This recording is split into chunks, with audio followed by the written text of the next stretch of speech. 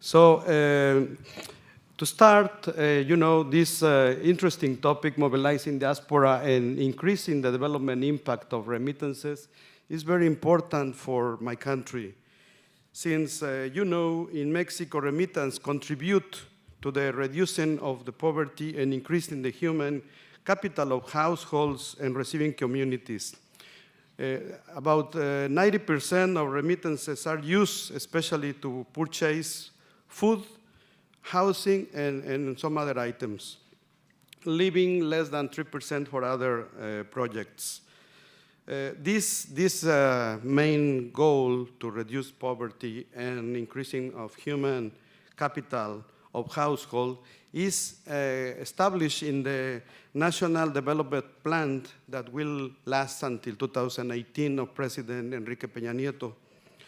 This is very important to emphasize because we are trying to encourage a greater linkage between Mexican communities abroad with their populations of origin and their families. As you know, we share many of the countries here represented. We share in common many problems since our national perspectives. And most of the money that they remit is to improve their welfare, the social welfare of our communities. And of course, to reduce the cost and promote the productive usage of remittances is one of the main targets also, so especially to produce or to bring financial education, inclusion, and productive investments in the country. For example, during 2015, Mexico was the fourth remittance receiving country worldwide. Just imagine with 25 billion US dollars, and of course this was represented about 4.4% of the world total. Just only after India with 12% and 12.3%, China with 10.9%, and the Philippines with 5%. The majority of the remittance countries are located, as we know, that's why the importance of this roundtable, in Asia and Europe. And Mexico is the main remittance receiving country in the Americas. Just one is only one of the 2 American countries among the 20 receiving countries, as we can see in the graphic that you have in your hands. You can see how it's decreasing here. The importance of the top 20 remittance receiving countries in 2015. Also in 2015, Mexico was the main remittance country in Latin America and the Caribbean, accounting just with the amount of 30.6 of the total. Guatemala followed him with 9.4%, the Dominican Republic 7.3%, ranked second and third places. And this is worth mentioning that the amount of remittances received by these 2 countries, more than 11,000 million US, is less than the half that received by Mexico and the countries of South America. Colombia stands with 6.6%. Next, please.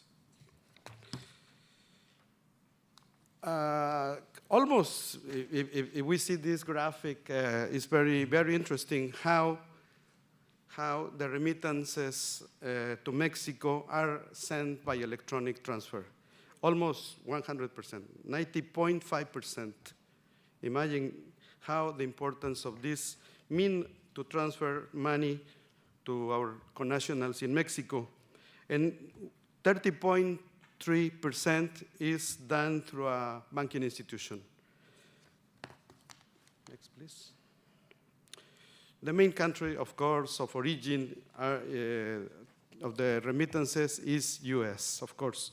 Most of our people are there working legally or undocumented way, okay? That was equivalent, the amount equivalent to more than 23 billion US. And very interesting that the main states of origin of these remittances are California, Texas, Illinois, and Canada, of course, with rank as second place. Thank you. Why is important to talk about the costs of shipment of remittances from the US? Because this is an impact for the people that we have there, of course, for everybody. And Chicago is the city with the lowest cost of sending, for example, $300 US. And they charge you about $5.8 per cent, followed by Houston and Indianapolis, which they have the highest sending cost with 8.9. Just for your info, here, this is a local information I got. Here in the Philippines, to send money with Western Union, if you want to transfer money, 10,000 pesos, Filipinos, they charge you 10 US dollars. If you exceed that amount, you will pay $15. So it's a lot of money. This is with Western Union, okay? But if you do it through a banking institution, you will pay 35 US dollars, my friends. It's a lot of money. And this is impacting your pocket. Please, next. The principal uses of remittances, of course, we say at the beginning, are sent by men and women, are especially to buy food and clothes for their people in Mexico, paying debts, of course, and home improvements most of the time. 75, we differentiate here that 75% normally among men specify that one of the goals of these remittances are to buy food, clothing, while women while among women of this percentage was 59.2%. Next, please. Okay. Just for your info, in 2004, 41.7% of more than 384,000 micro businesses of households receiving remittances were in the service sector. And moreover, 216,000 businesses were run by households with a female head of household, mainly in groceries and food retail and the food industry. Why we think that, that this data is interesting for you to know it? Because the female sector in Mexico, as many maybe in other countries, Asian countries, are heading the families while the men are living abroad. And we really appreciate what women are doing for our countries. Next, please. This is a program and the actions that we are taking during this government to improve this kind of remittances and this kind of services that are needed by our communities. And we call it this one, this is very important, one of them, 3x1 program. 3x1 program for migrants is a federal government's program to support migrant wishes or desire to improving their hometowns through the development of community, social, and productive projects. Why 3x1? Here participate the three levels of government: local, state, and federal government, by one. So if we see is to support, of course, the living abroad, the people who live abroad, to develop social infrastructure and productive projects in their hometown communities, and with the participation of the federal, state, and local government, I was telling you before. Next. Here we can see graphically that we have a very equitable participation of 25% of each level of the government, municipal, that is the local, state, and federal, and also the migrants participate with 25%. Here we can see the origin of the contributions projects sponsored by this program, and is of course increasing the participation of each sector. We can see there how it's growing in the last years, in the last 3 years. And this program is handled by the Ministry of Social Development. We have another kind of programs also in this field, and one of them is a migrant housing program.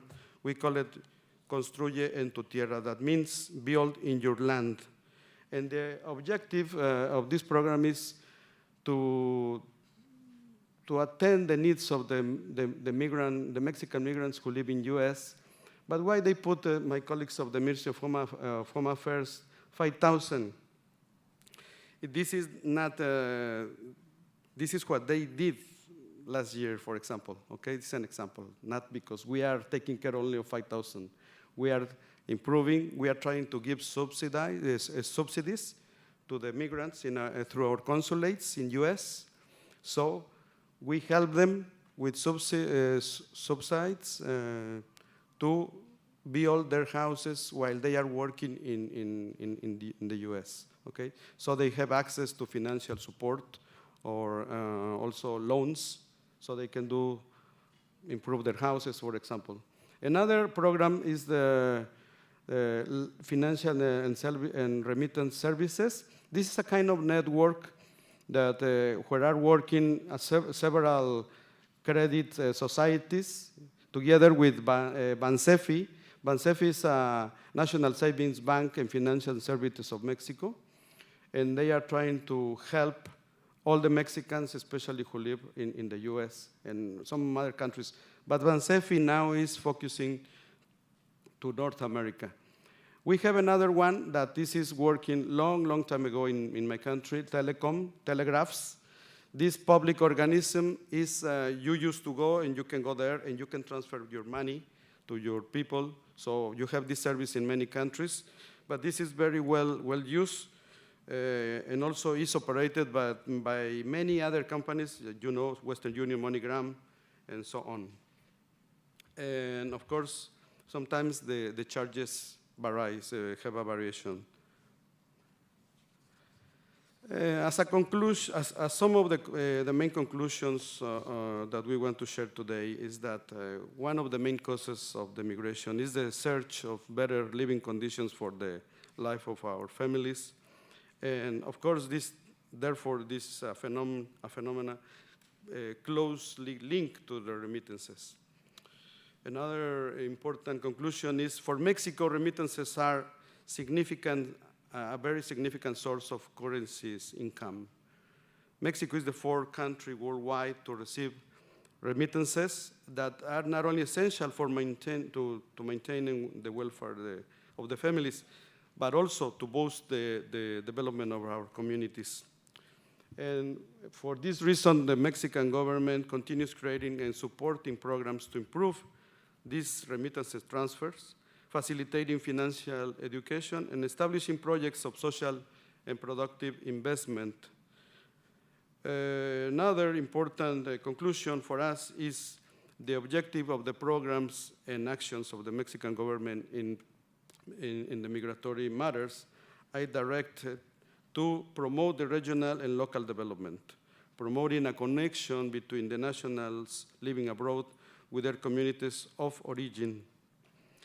And also, we continue to strengthen actions to increase options for remittances transfers and reducing their costs.